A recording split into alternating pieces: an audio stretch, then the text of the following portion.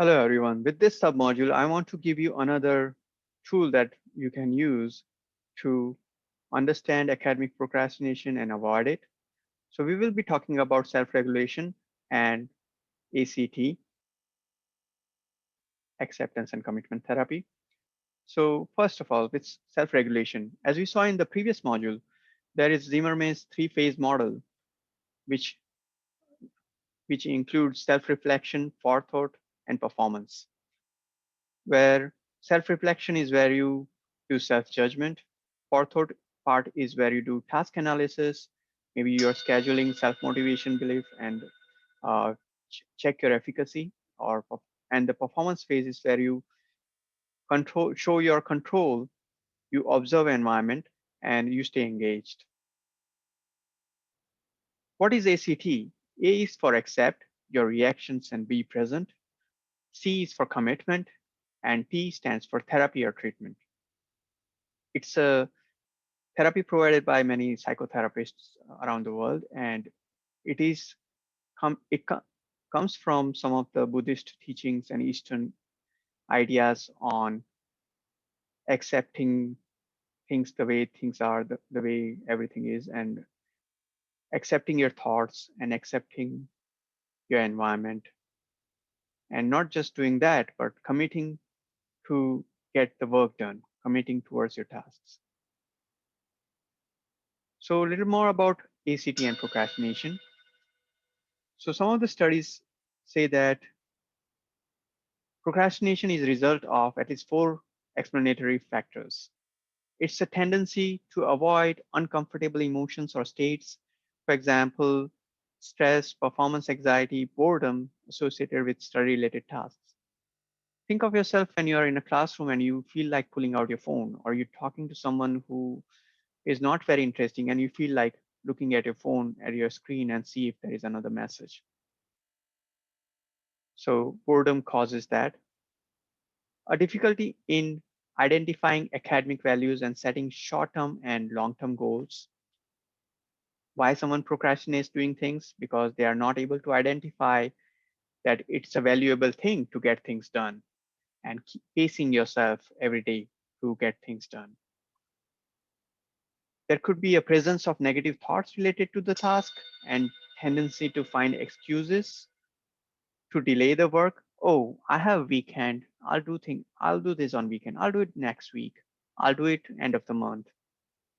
And a difficulty to focus on present moments that also causes someone to procrastinate. So let's talk about acceptance. So as someone said, acceptance is the road to all change. What is acceptance? Let's sink into this thought. It's about accepting oneself completely. Let the feelings or thoughts happen. Observe weaknesses, but take note of your strengths. Permit yourself to not excel at everything. It's okay to not get an A plus in every course you take. Acknowledge difficulties without avoidance. And realize your ability to control your reactions, your thoughts, and your feelings. It's about learning to breathe and learn to let things be the way they are. What is committed action then? From past research, we know that procrastination was related to higher levels of psychological inflexibility and low levels of committed action. Committed action was found to be at incremental variance in the prediction of academic procrastination over and above variables such as psychological distress and psychological inflexibility. So I want to show you what I have on the slide here. Yeah. So committed action was found to be at incremental variance in the prediction of academic procrastination over and above variables such as psychological distress and psychological inflexibility. What is commitment?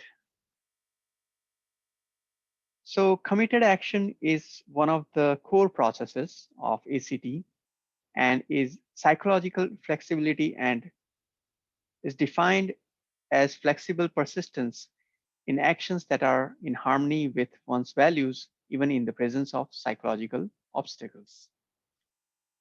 Within the ACT framework, committed action is conceptualized as the opposite of impulsive behaviors.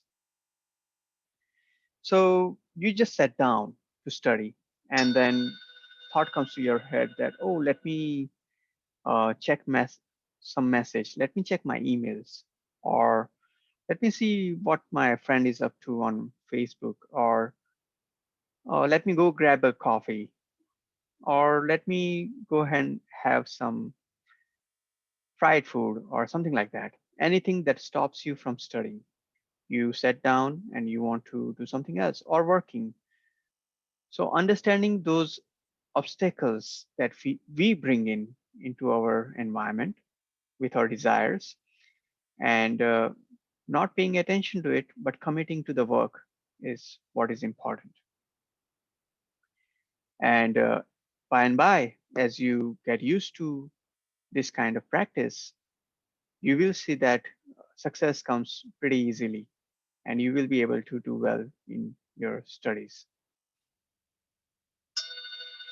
These are some of the course papers that I have taken ideas from, how someone can use acceptance and mindfulness to reduce procrastination. A couple of studies that I'm mentioning come from a Canadian university called UQTR. And the model I've used comes from Barry Zimmerman's paper called Social Cognitive View of Self-Regulated and Academic Learning. I hope you enjoyed this talk. If you have any questions about it, please do reach out to me. Thank you and take care.